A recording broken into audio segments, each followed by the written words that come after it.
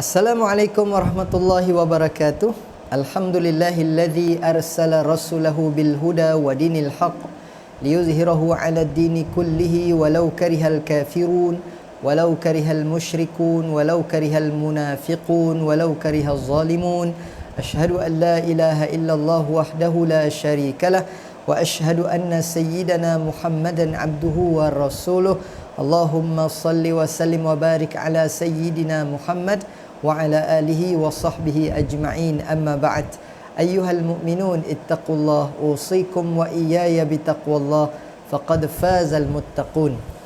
Tuan-tuan dan puan-puan, saudara-saudari muslimin dan muslimat, mudah-mudahan dirahmati, diberkati dan diampuni Allah Subhanahu wa taala. Amin ya rabbal alamin. Alhamdulillah, hari ini tuan-tuan dan puan-puan kita akan membacakan kitab 40 hadis kemuliaan Kota Mekah. Jadi hari ini kita baru episod yang pertama, hadis yang pertama, ya, tajuknya Al-Haram bagi Kota Mekah satu kemuliaan. Hadisnya berbunyi, Ani bin Abbas radhiyallahu anhu qala an-nabiy sallallahu alaihi wasallam yauma iftataha Makkah la hijrata walakin jihadun wa niyyah wa idza stunfirtum fanfiru fa inna hadzal balad harramahu Allah yawma khalaqas samawati wal ard wa huwa haramun bi hurmatillahi ila yaumil qiyamah wa innahu lam yahillal qitalu fihi li ahadin qabli wa lam yahilla li illa sa'atan min nahar fa huwa haramun bi hurmatillahi ila yaumil qiyamah la yu'dadu shawkuhu wa la yunaffaru sayduhu wa la yultaqatu luqatatuhu illa man 'arrafaha wa la yukhtala khalaha. Qala al-Abbas ya Rasulullah illa al-idkhir fa innahu liqainihim wa libuyutihim. Qala illa al-idkhir. Baik, artinya daripada Ibnu Abbas radhiyallahu anhu. Siapa dia Ibnu Abbas? Iaitu Abdullah bin Abbas, anak kepada pakcik Nabi. Jadi maknanya sepupu Nabi lah ni. Beliau berkata, Nabi sallallahu alaihi wasallam telah bersabda ketika hari pembukaan Kota Mekah, tidak ada lagi hijrah, yakni dari Mekah ke Madinah, tetapi yang ada hanyalah jihad dan niat. Jika kamu diperintahkan oleh pemimpin kamu untuk pergi berjihad, maka berangkatlah segera. Sesungguhnya negeri Mekah ini Allah telah mengharamkan, yakni memuliakannya pada hari Dia menciptakan langit dan bumi. Maka sejak itu ia menjadi haram dengan kehormatan Allah hingga hari kiamat. Sesungguhnya seorang pun sebelumku tidak boleh berperang di dalamnya dan juga tidak dihalalkan bagiku kecuali satu saat pada siang hari. Maka sejak itu, yakni negeri Mekah haram dengan kehormatan Allah hingga hari kiamat. Duri-durinya tidak boleh dipatahkan, binatang buruan di dalamnya tidak boleh diusir, yakni diganggu. Barang yang jatuh tidak boleh diambil kecuali untuk mencari pemiliknya, serta tumbuh-tumbuhannya tidak boleh ditebang. Al-Abbas radhiyallahu anhu berkata, wahai Rasulullah, kecuali pokok izkir yang digunakan oleh tukang besi dan rumah-rumah mereka? Baginda sallallahu alaihi wasallam menjawab, ya, kecuali al-izkir. Hadis riwayat Al-Bukhari dan Muslim. Baik, mari kita tengok apakah keterangan ataupun huraiannya. Dalam hadis ini Rasulullah sallallahu alaihi wasallam telah menjelaskan tidak ada lagi usaha-usaha hijrah bagi umat Islam setelah Kota Mekah kembali berada dalam kekuasaan umat Islam. Sebelum itu perintah berhijrah kepada Rasulullah sallallahu alaihi wasallam dan para sahabat radhiyallahu anhum pada detik awal Islam berkembang. Umat Islam terpaksa menempuh siri-siri kezaliman yang berlaku kepada mereka di kota ini kerana agama Islam tidak diterima. Setelah beberapa tahun di kota Madinah, akhirnya baginda sallallahu alaihi wasallam bersama para sahabat radhiyallahu anhum telah kembali ke tanah suci Mekah dan membukanya, ataupun dalam peristiwa yang disebut Fathu Mekah, ya, hingga kini menjadi negara Islam yang mulia. Penekanan terhadap syariat berjihad turut disebut oleh Rasulullah sallallahu alaihi wasallam dalam hadis ini. Walaupun Nabi kata dah tak ada hijrah dah, ya, sebab dulu Nabi dan para sahabat dah berhijrah daripada Mekah ke Madinah seperti yang diceritakan tadilah, ya, pada awal Islam tu sekatan, penentangan. Jadi maka sebab itu diperintahkan oleh Allah kepada Nabi dan juga para sahabat untuk berhijrah. Namun yang masih ada dan yang mesti diteruskan ialah jihad, terutama sekali jihad, ya, melawan nafsu, jihadun nafs.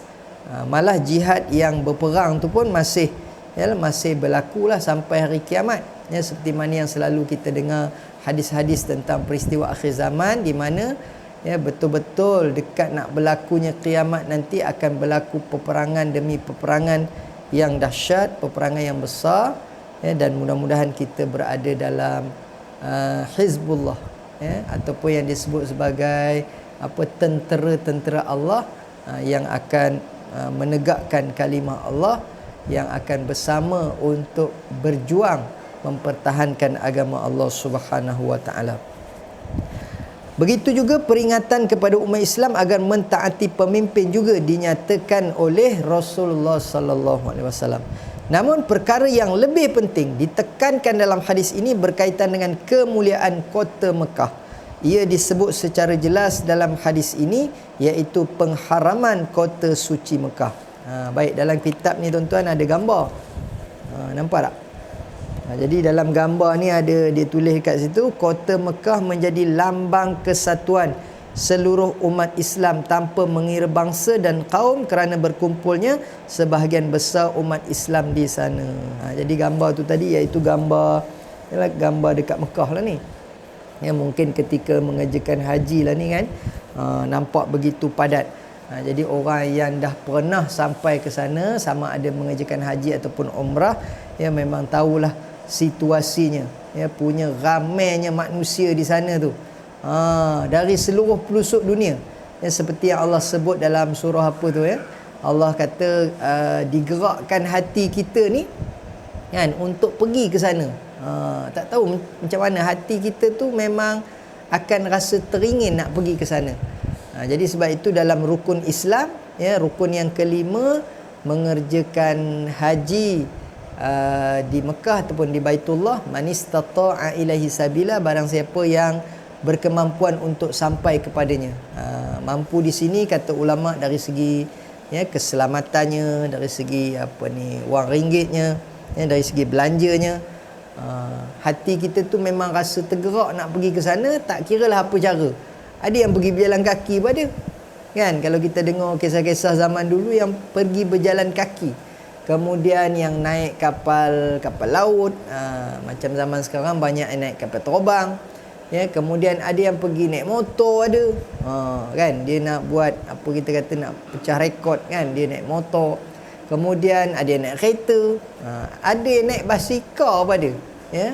Daripada negara kita sendiri, ya, di Malaysia ni hari tu ada ustazah ustazah basikal, berbasikal ke Mekah bersama dengan suaminya, ya, sedangkan dia sebelum itu bukan orang yang jenis cycling lah, bukan kaki pengayuh basikal.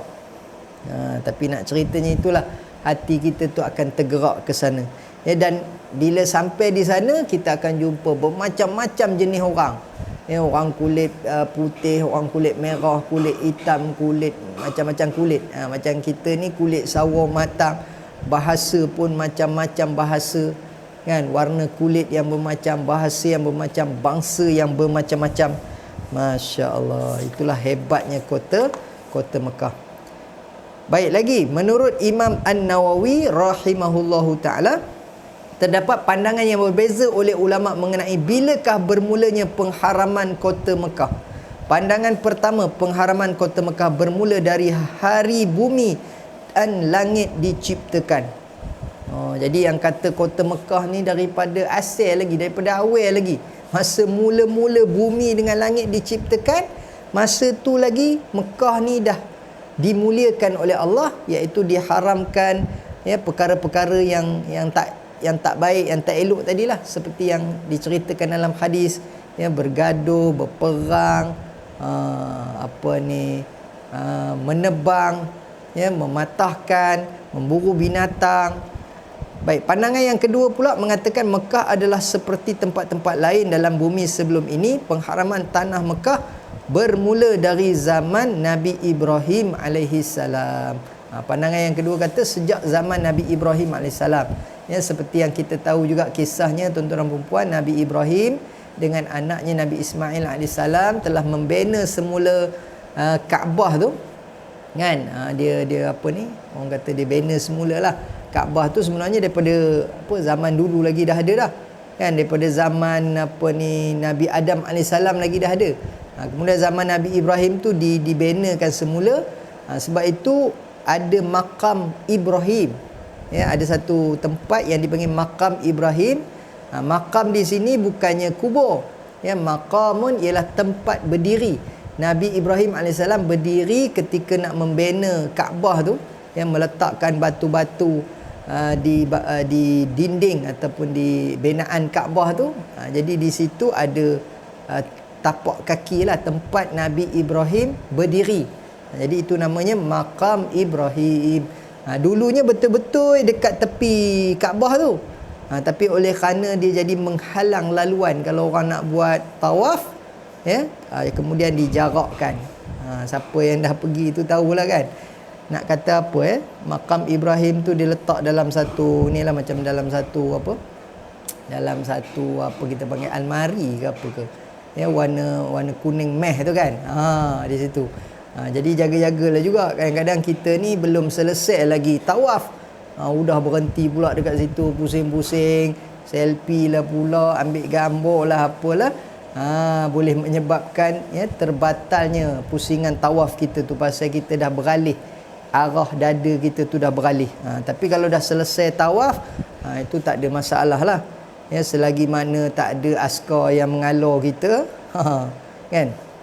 Baik, Imam An-Nawawi rahimahullah menyatakan pandangan yang lebih tepat, tadi antara dua pandangan tadi, yang pertama sejak daripada awal bumi dan langit diciptakan, dan pandangan yang kedua mengatakan sejak daripada zaman Nabi Ibrahim alaihissalam.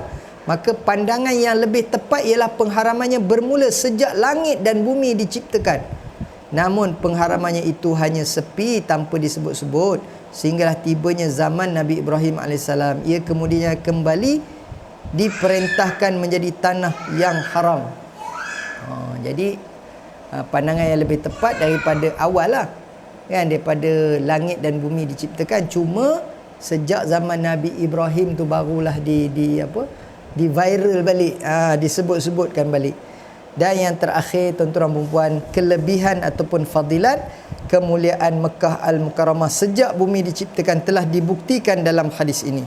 Sebagai Tuhan yang Maha Pengasih dan penyayang kepada hamba-hambanya, kelebihan-kelebihan Mekah sebagai tanah haram telah dilempahkan kepada seluruh hambanya yang beriman dan bertakwa. Banyak ganjaran pahala dan pengampunan dosa yang akan diperoleh mereka yang menjadi tetamunya. Alhamdulillah, ya, syukur kepada Allah. Terima kasih Allah di atas nikmat yang diberikan kepada kita. Antaranya, tuan-tuan, ya, nikmat dapat memberi peluang kepada kita untuk menjejakkan kaki di bumi Mekah.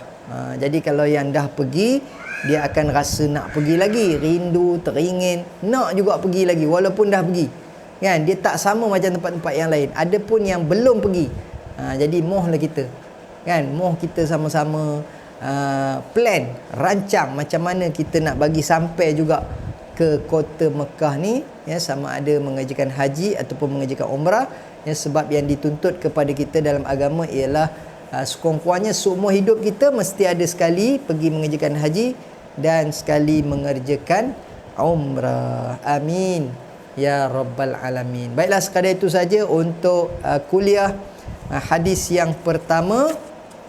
Tajuknya tadi Al-Haram bagi kota Mekah satu kemuliaan, dan kita menggunakan kitab 40 hadis kemuliaan kota Mekah. Sehingga bertemu lagi.